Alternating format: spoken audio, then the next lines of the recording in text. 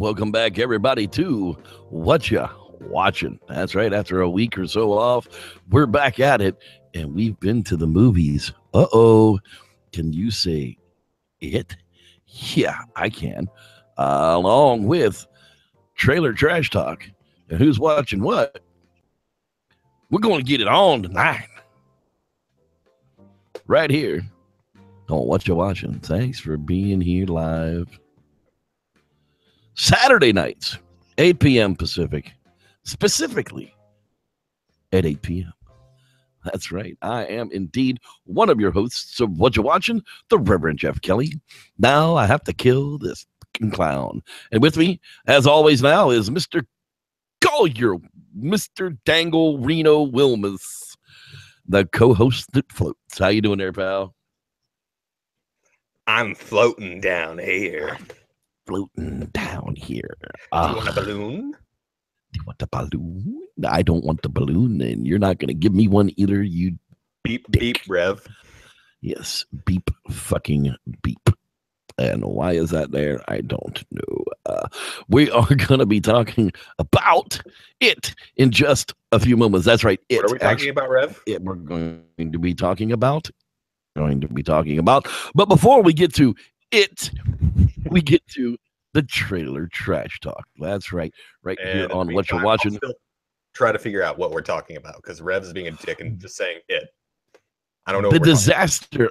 We're talking about it. The Disaster Artist official trailer. That's right. Based on Greg Severino's best-selling tell-all about the making of Tommy Wiseau's cult. What is this? Is a movie about the telling of a story of the making of what? Explain this to me. I just don't understand. A movie that's about the making of not only any movie, but one of the shittiest bad good movies ever made. Of course, if anybody who is a fan of bad movies, shit, that was The Room. You're tearing me apart, Lisa. Movie's about it's James Franco playing weirdest, most enigma of a guy out there, Tommy Wiseau. And I'm really hyped and excited for this movie just because I am mesmerized by the shit that the real guy Tommy Wiseau makes. Is James the douche Franco going to be in this cluster screw? Yes, he is. He's the main guy. Wonderful. The Disaster Artist. Check it out. Yes. There's a guy. His name's Johnny. He may be vampire. I don't know. Figure it out later. The Hatred official trailer. Horror movie coming up. 4 young women travel to their college professor's new country home for the weekend getaway, only to discover that the house has a malevolent past. I think I've seen this movie. Isn't that called The House on Silent Hill? I don't know. Sounds fucking like a dime a dozen movie to me. The House on Looks Haunted like Hill. Yeah, I think this one's been done quite a bit, but I guess they're going to try it again. The gross girl in this one was kind of creepy. I didn't like the black-eyed thing. I never really did. Now, Downsizing. Now, we just actually checked this trailer out right before the show. Matt Damon. Hey, yeah. I'm sorry to say, but I just shrunk Matt Damon. Yeah. Basically, to solve the world's population problem, they're going to shrink half of it to 0.3 of their size, of their prior size. And like with $57,000 turns into like $12.5 million for them to live on in Microville for the rest of their lives. And okay, so I was kind of digging on it. During the pitch of this idea to solve world overpopulation, there had to have been a mad scientist in that room. Probably. Because who's going to be solving world hunger at the same time? Well, yeah, and who's going around to all the places in like Ethiopia and just shrinking them people without their consent? You know that's happening too. Yeah, we'll just shrink those people, then we don't have to deal with them. But overall, it was I like the trailer. I'll be interested to see with the movie once it comes out. And finally, The Kingsman 2: The Golden Circle. That's right. Eggsy is back, and they're coming to America because somebody blew up the tailor shop, and we get to see the statesman which is their version, the American version of the Kingsmen, their cousins. Because the Kingsmen are gonna go to America. Gonna come America. That's right. You're gonna have a fancy jump rope. The trailers are killing me. I like the British humor in the American films. Channing Tatum, I don't know. We'll see. I don't really like much stuff that he's in, but I may give it a chance because forget about him sometimes. Channing who? Yeah, exactly. It was like Goldblum in Jurassic Park. He just wasn't needed. You know, I told him I didn't need the money. I told him I didn't have a place that the script really didn't need that character. And before I knew it, they were putting money in a lunchbox and they were giving it to me. And they were giving it Rev. That movie, every movie needs more Jeff Goldblum. Goldblum. Yes, we need more Jeff Goldblum. Because like we need more cowbell. We need more Jeff Goldblum. Absolutely. When speaking of more cowbell, hey, well, I got to ask you there, Cole, there, Reno. What you been watching? My name is Reno now, for all who don't know. What you been watching? What you watching? Well, I've been watching some shit that's been kicking me in the dick right now. BoJack Horseman. If the white screen ever decides to go away, white screen. White screen, be gone. Away white screen. Anyhow, you've been jamming on the second season of the BoJack. Actually, it's the fourth season now. The fourth season. Well, okay, great. Yeah, it's another one of those times where it continued where last season left off, where he was pretty much disappearing for a year, and he comes back, and it hits you in the dick again. Right in the sack. Apparently 94% people like it. The average tomato meter gives it 88%. Can't be all that bad. No, it can't. Hey, it's a show about a former TV star that's a raging alcoholic that is also a horseman. Where can you go wrong with that? No, I'm a Mog. I'm half man, half dog. Get it? Mog. Well, there is a Mog in there. You were kicking it to what? Rick and Morty. Oh, I love this show.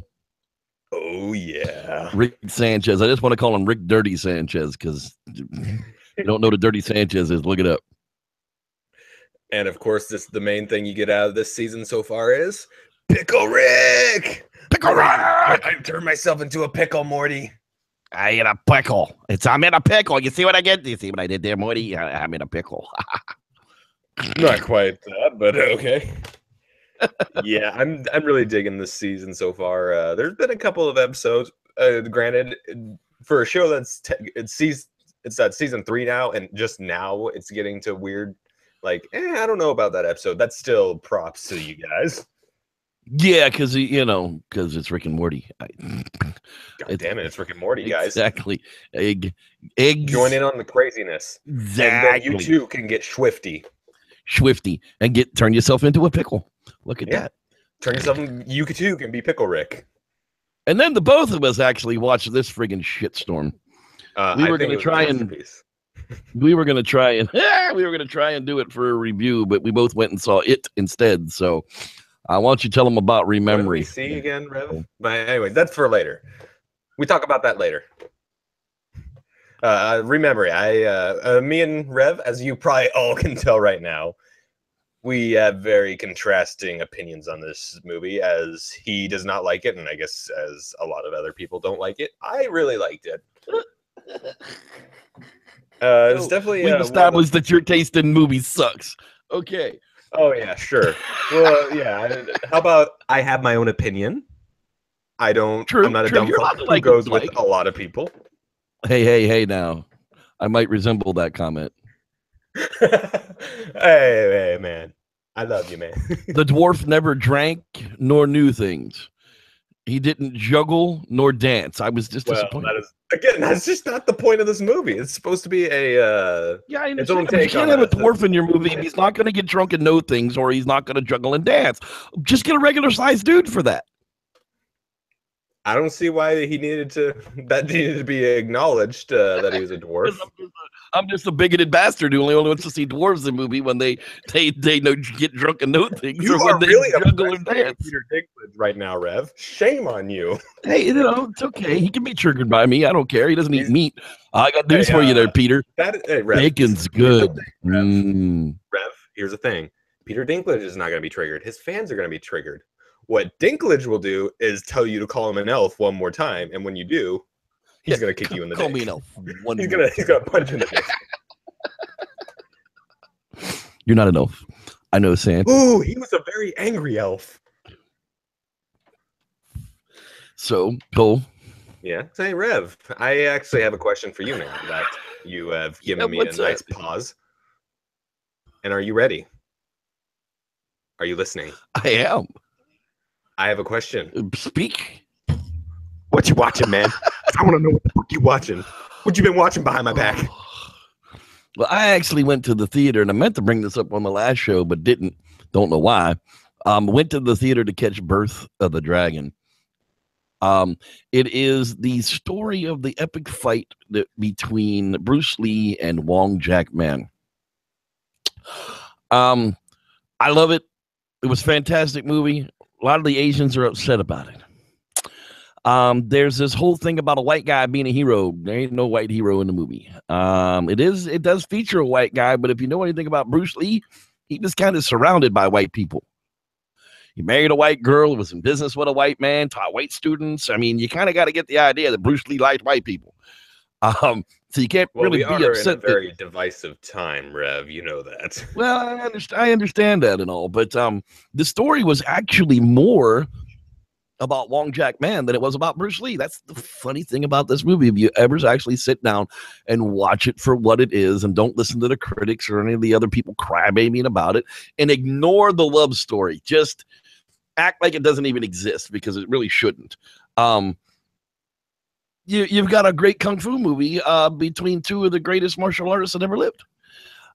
I don't know how much of it was true, because if you read the 6 books that are out there about the actual fight, there's only a dozen people that witnessed it, and none of their accounts match.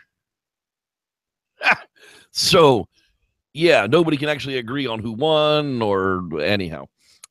If you like Bruce Lee, go see Birth of the Dragon. You will not be disappointed. Yeah. With that, I followed that great movie up with Transformers: The Last Night. I had missed it in the theaters. Digital download finally hit, and I'm like, oh man, I gotta watch me some Optimus Prime. And I gotta tell you, this movie sucks dong. Well, just as big and dirty of one as you can find. You might as well gnaw on that thing before you watch this piece of garbage. Holy crap, was this a horrible movie. Dude, Mark was unimpressive. The characters, you've got friggin' Anthony Hopkins, for God's sakes, and I just want to bash my face in about 20 minutes into the movie.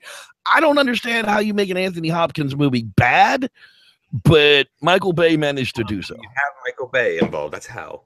I'm gonna say it's pretty sad for a movie when a guy who there's a internet celebrity that goes by the name of Nostalgia Critic, when he refused to see the movie, but he posted what he called a little experiment of doing a prediction review, and he pretty much hit all the points.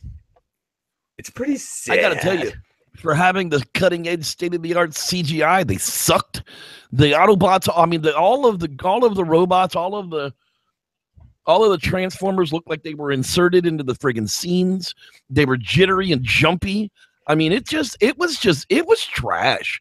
They should have been embarrassed of themselves to finish up the franchise that way.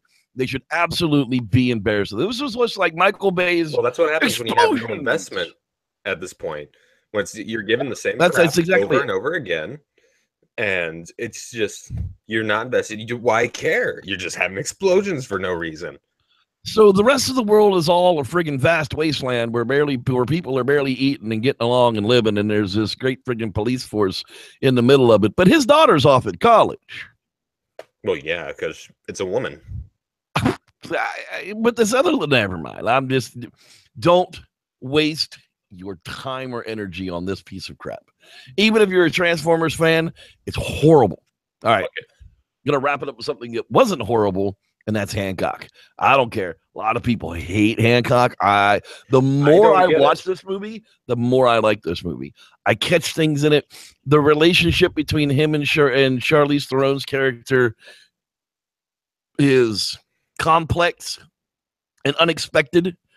I don't understand why people didn't like the superhero movie because it really. Yeah, this is, well, then again, this was also kind of before the superhero craze really hit its peak, at least. So it was definitely a new take on it, though. Like having a drunken superhero. Absolutely. Like, yeah, whatever, boy. Call me an asshole one more time. And the funny part is that was the kid who played Michael Myers in the remake. Yeah. I think It was the kid that played Michael Myers in the remake. That movie, you can at least get some joy that you see Will Smith throw that kid up in the air. Like a mile up in the air. He was up there for a while. How that kid didn't die, I don't know. I was just expecting like an airplane to fly by and he accidentally gets sucked up into the plane or something like that. Now you speaking to English.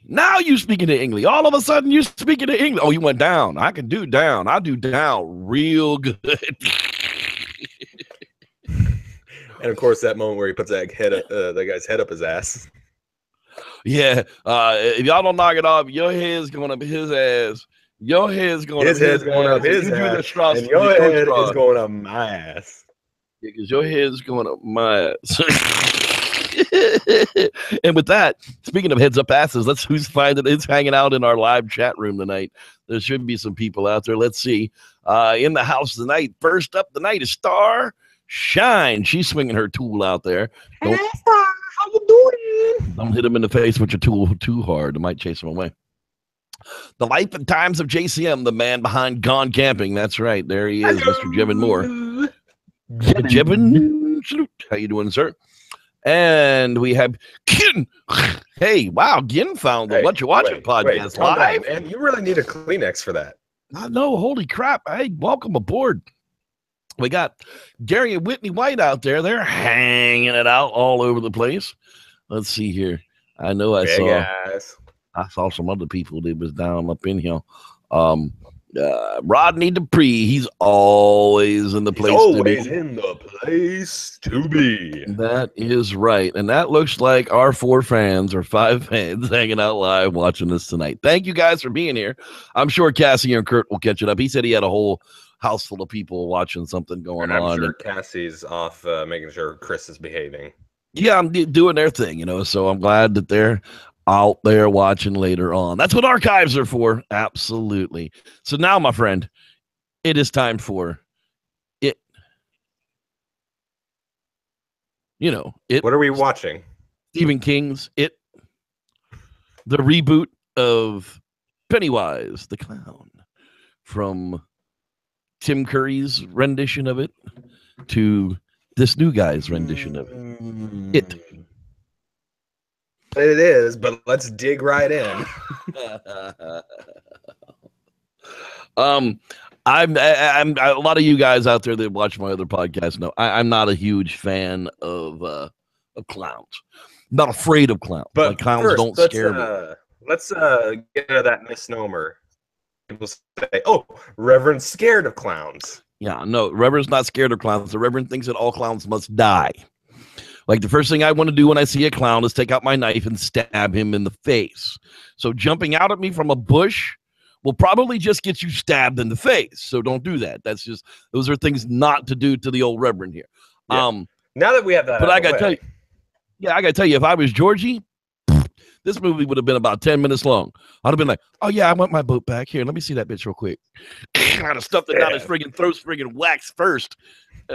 Been dragging his little clown ass up the friggin' street in the water with his head hitting the curb. Thump, thump, thump, thump, screaming, Billy, look what I found in the sewer. We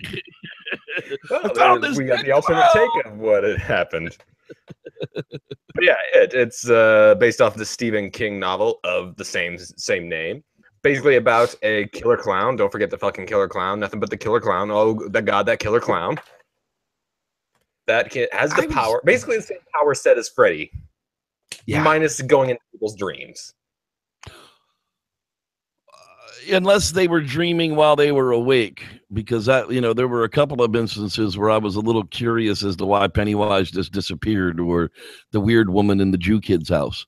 There were some kind of will probably get cleared up in the sequel, but from what I know about in the novel and Because in the novel, like, there's some weird shit that happens, like the fact that it's, and this is even fucking hilarious because they have Easter eggs in this to the movie.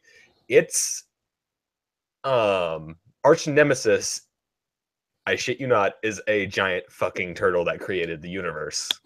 Yeah. See, I'm a little confused on it. I sat there and I watched it. I knew the concept. I've never seen the original with Tim Curry because I'm just not a fan of fucking clowns. Saying that, I'm sitting through the movie. I'm all right with it. Pennywise isn't really scary. He's just pissing me off. It's like the drooling down his lips and down his teeth was awesome. Whatever effects house created that look as they were filming it was just creepy. I mean, that really was. As he was salivating, talking to Georgie, and the drool was coming off his lips and down his teeth, was just like, but I was a little confused because the little chubby kid, as he's in the library research and stuff, and all the different events that happen, they're kind of leading all that. The circus didn't happen first. The circus happened like third or fourth. Well, so that's the thing about it. I feel like the concept they were going for was a very Lovecraftian horror, where it is a timeless horror that existed for a while. It can take many forms. It can take primarily what you're most afraid of, but the clown in general, I think, is its favorite form, probably. At least that's the way I interpret it. Yeah, like I said, I just couldn't figure out what it was. Liken it to like your favorite suit. Because I mean, I understand why Stephen King used it, because of the phobia for clowns, and it's it's a built-in audience for people that don't like clowns automatically to go see a horror movie about clowns, and I get that. I just, like I said, I just didn't quite understand why it was constantly a clown to new people first. I mean, that was the first appearance of it to all of these kids was as a clown, and it was a little. I just didn't, like I said, about 2/3 of the movie, I kind of came to the conclusion that you just talked about, that, well, that must be its favorite form, because obviously it can take that fucked up face woman's form and scare that Jew kid half to friggin' death, and the flute playing thing that came out of the picture. But like I said, it took me quite a while through the movie to finally get that concept that the clown was just the creature's favorite form. I guess because it could speak English and interact with people. Maybe that's why it's its favorite form. Yeah, well, like I said, the favorite suit type of concept. And also, another thing I thought of for those who probably aren't afraid of clowns, like Georgie didn't seem to in the beginning, like not so much that he wouldn't talk to Pennywise, was it could also work as a disarming act, like liken it to like a anglerfish with its light up ahead. Yeah, like I said, it was every time little Georgie was whenever he would get scared, that's when Pennywise would drool and his demeanor would change and he would get scarier. Yeah, because he's starting. Yeah, because basically what we learned is Pennywise savors fear. It's fear what makes you taste a lot better to him. More better. And the lack of fear is definitely his downfall. And see, that's what it would have been with me. He'd have had no power. I just, dude, don't even, come here. Yeah. Come here. Let me show you what I like to do to clowns right quick on a Friday afternoon. Just kill that fucking clown. But yeah, Georgie, though, when the thing came out and bit his arm off, and the effects of him, jamming the stump into the concrete as he was trying to get away. Yeah. I didn't understand the concept of the woman across the street not being able to see it.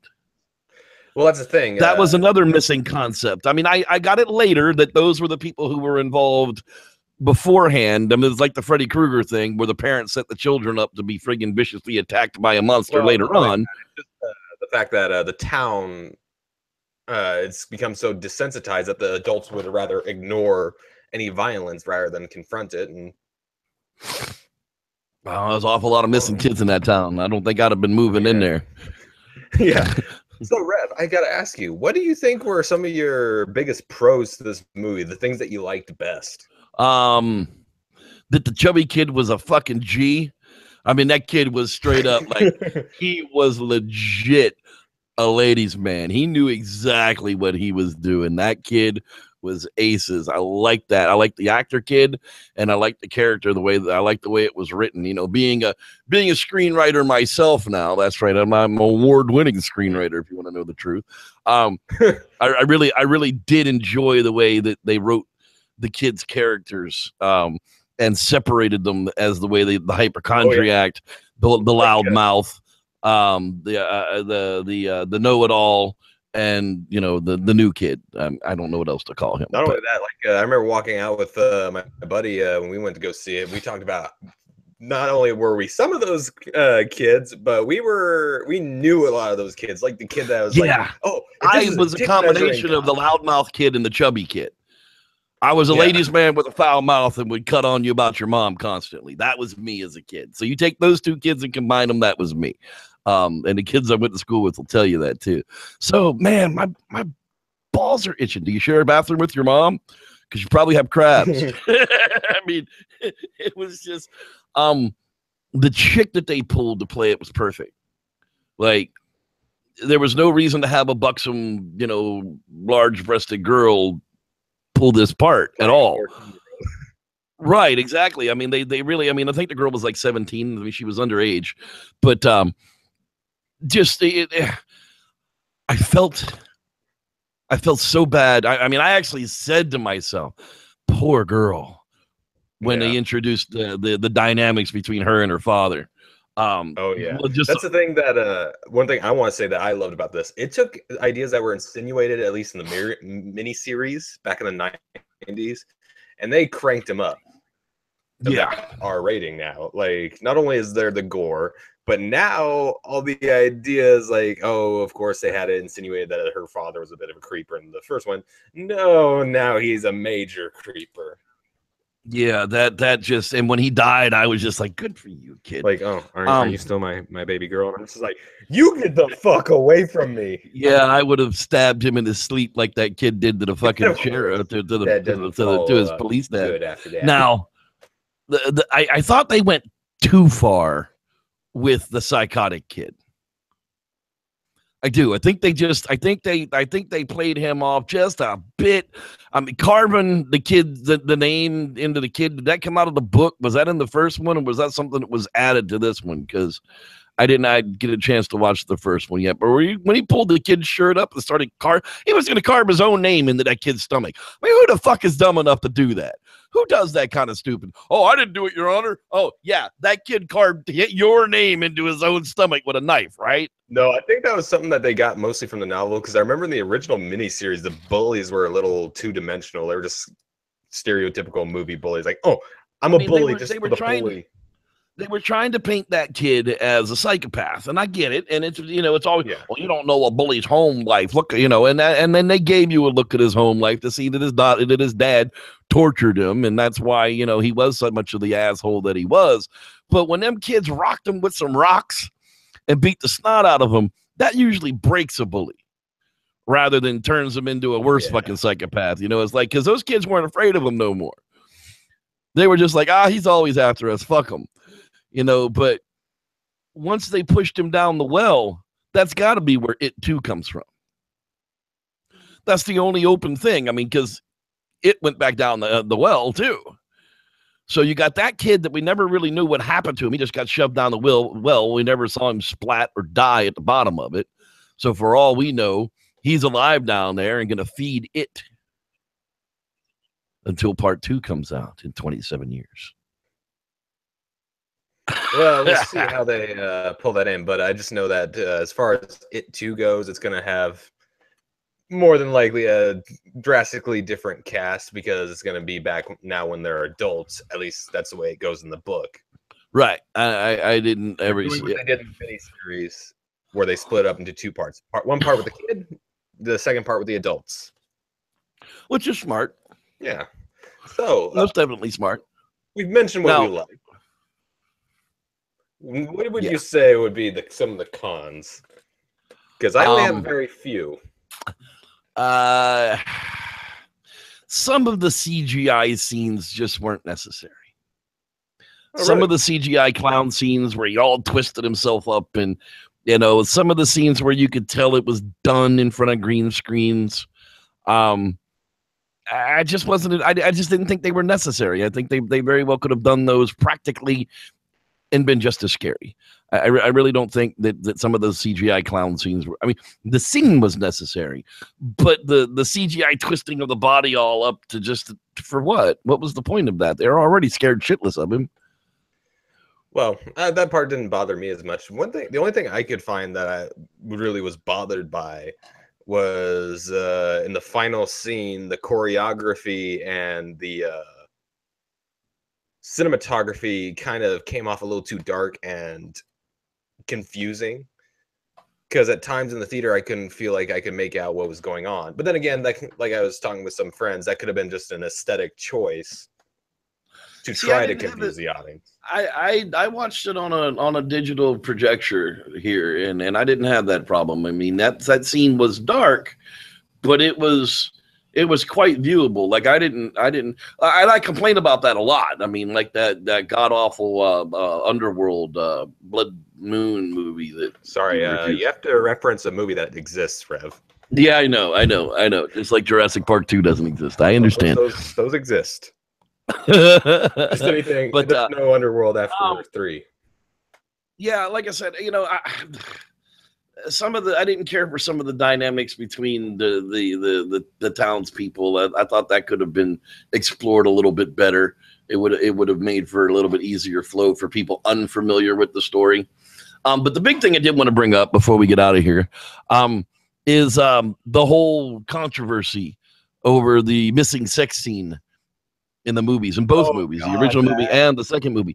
Yeah, in the book, it's gay, and there was a giant gay orgy in the book. No, it wasn't the fact that it was gay. Apparently, in the book, there's a scene where all of the kids have sex with that chick. Yeah, which granted, in the book, it was not like, they're all at one time. It was like they took turns, I guess. But still, that's kind of creepy when it's all underage characters. No matter how Stephen King tried to justify, it's about childhood and adulthood, and that's kind of like the passing. And want to talk about Stephen King and creepy for a fucking moment. He played the pharmacist, and his interaction and the way he looked at that was girl, Stephen King? That was Stephen King. And his look and interaction with that little girl was disturbing. Disturbingly gross. When she was flirting with him, he gave her the pedo eye. Now, I don't know if that was acting or whether that was acting. I sure hope so, because that was like, ew. I don't know about gay orgy. I think the only thing that mixed up with a gay orgy was the fact that, along with there being that sex scene with the kids, at least in modern times, in the book sense, when it comes back after the original encounter with the kids, there's a gay character that gets beat up in hate crime and thrown off a bridge, and at the bottom of the bridge, he encounters Pennywise, who quickly devours him. So now it is a hate people crime. Are mixing it up. Well, there you go, people. That's how shit gets done here on What You're Watching. Cole, I want to thank you so much for being here this week. Next week, we'll find something new and exciting to talk about. Not exactly sure what, but we should be back here next Saturday at Pacific, specifically at 8 p.m. Pacific, right here. Pacific now on What You're Watching. That's right. I'm just glad to see a horror movie at #1 right now. Yeah, it's kind of nice. And October's coming. Dude, Jamie Lee Curtis is coming back for Halloween. I'm still trying to fucking comprehend that. They killed her off in Resurrection. So are they retconning Resurrection now? Probably. I don't know. Maybe she wasn't dead. Also, there's a possibility of a Friday the 13th in 2020 if rights revert back to New Line Cinema. Oh boy, Jason goes to Santiago, Chile. I don't know. Maybe they'll use one of the unused scripts that Paramount did not use. Who knows? And with that, good night, folks. We'll see you next week. Bye-bye.